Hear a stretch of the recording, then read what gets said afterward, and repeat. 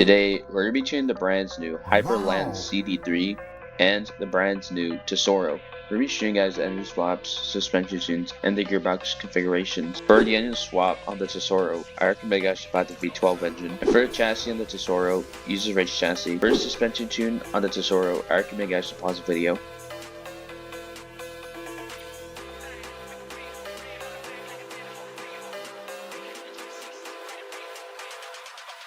For the gearbox configuration on the Tesoro, leave it stock. For the engine swap on the Hyperlance CD3, I recommend you guys to buy the V12 engine. And for the chassis on the Hyperlance CD3, use stock chassis. For suspension tune on the Hyperlance CD3, I recommend you guys to pause the video.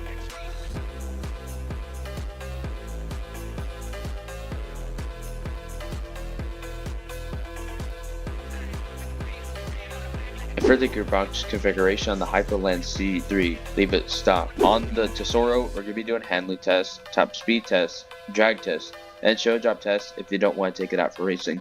And on the Hyperlance CD3, we're going to be doing a handling test, top speed test, and drag test. Alright, so we're at the handling test area.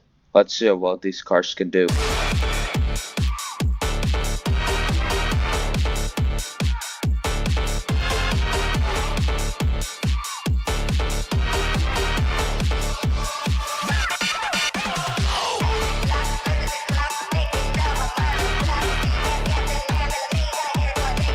Alright, so the Hyperlance CD3 can gain a possible 48 seconds to 49 seconds, while the Tesoro can gain a possible 57 seconds to 58 seconds.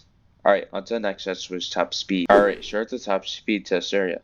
Let's see how well these cars can do.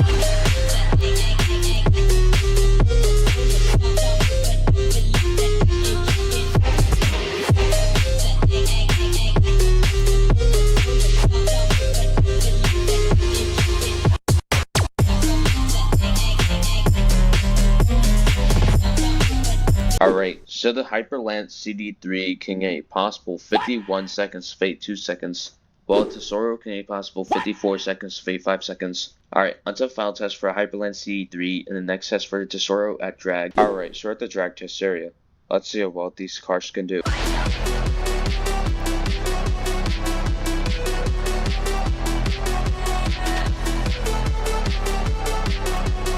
Alright, so the Hyperlance CD3 can gain a possible 10.8 to 10.9, while the Tesoro can gain a possible 11.7 to 11.8. Alright, onto the final test for the Tesoro at the trail drop test. Before we get into the trail drop test, we're going to be showing you guys the trail drop setup for the Tesoro. For the trail drop chassis for the Tesoro, use stock chassis. For the trail drop suspension tune on the Tesoro, I recommend you guys to pause the video.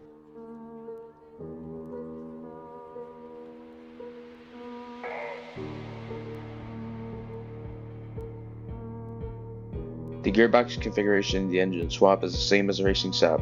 Alright, let's get on to the test. Alright, so we're at the show drop test area for the Tesoro. Let's see how well this car can handle with a trailer.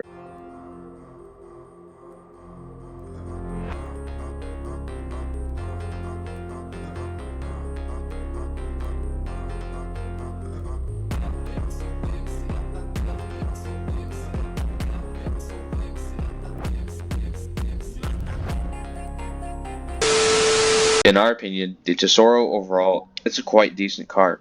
Top speed is pretty decent, the overall acceleration is decent, the overall brakes, it's good, and handling overall is pretty decent. But what about for trail jobs? It's a pretty decent car for trail jobs. Top speed is quite decent, the acceleration is decent, the overall brakes for trail jobs are surprisingly good, and handling overall is pretty decent.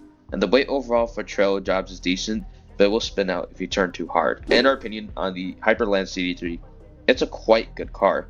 Top speed, it's good. Acceleration, it's good. The overall brakes, it's good. And handling overall is meta. Well, are both these cars worth getting?